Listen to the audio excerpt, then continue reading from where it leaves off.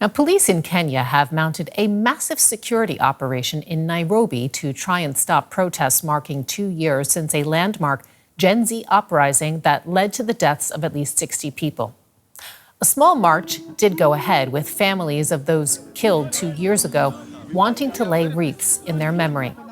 Police later fired tear gas to disperse the group and made arrests. The Gen Z uprising of 2024 saw thousands of young Kenyans protest against economic hardship and corruption. They eventually tried to storm the parliament, triggering a deadly police crackdown. DW correspondent Felix Moringa in Nairobi described the situation on the streets of the Kenyan capital today. The situation has remained tense as most of the roads within and out of the city have remained barricaded. There's been heavy police presence, but families, friends, and activists have marched the streets doing commemorative marches and to remember the victims, those people who lost their lives in 2024 during the Gen Z uprising in the country.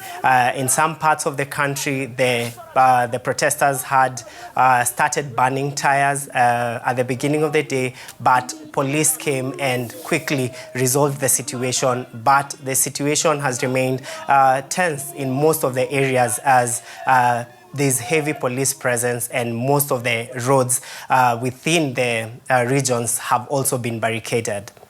Why is today such a pivotal day? Walk us through why. I mean, it is so meaningful for people, this day in particular. Today marks exactly 2 years since the 2024 Gen Z uprising. Young people all over the country came out in large numbers to oppose a controversial finance bill that had been tabled in the Kenyan parliament. The Kenyan parliament had been told by Kenyans to not pass the finance bill, but they did not heed the calls of Kenyans, and so young people came out in their numbers to oppose that move by the government at that time to pass the finance bill, even if as much as the young people had told the government explicitly that they did not want some of the clauses that were in that finance bill. After that, young people stormed the Kenyan parliament. Tens of them were killed outside the Kenyan parliament.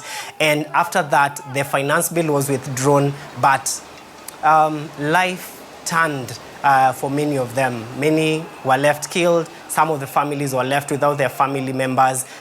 Many young people had been abducted. In fact, a parent we spoke to earlier today told us that 2 years later, she's not been able to see the son who was abducted in 2024. And so this day, all Kenyans are remembering the sacrifice, the ultimate sacrifice that was taken by the young people at that time that forced the government to withdraw the finance bill.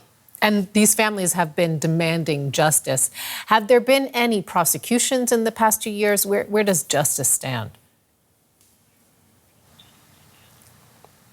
It's sad that 24 months later, there's not been any complete prosecution. They say the wheels of justice move very slowly, but for these families, they feel that the wheels of justice have moved extremely slow. One, there's not been any complete prosecution.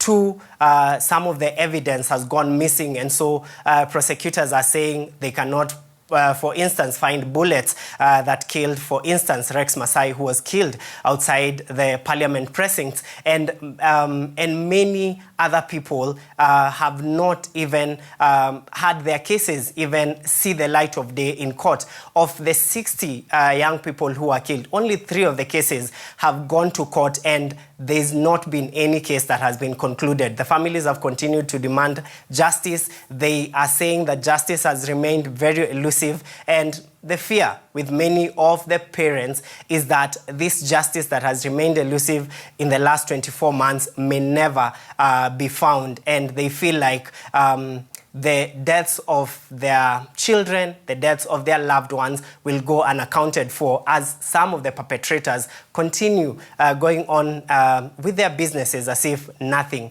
ever happened. Has the government given any indication about compensation for the victims' families?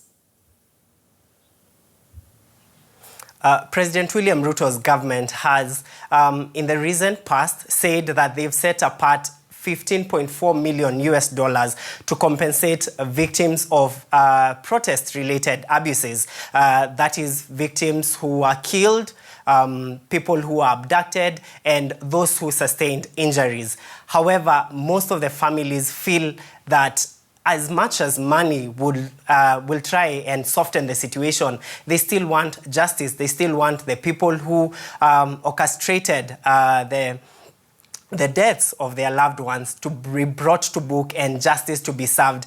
And people feel that because even that compensation, the list of those who will be compensated has also been brought up, and many of those things have been shrouded in secrecy. People feel like justice will not be served, and that compensation will not even be enough to serve them justice.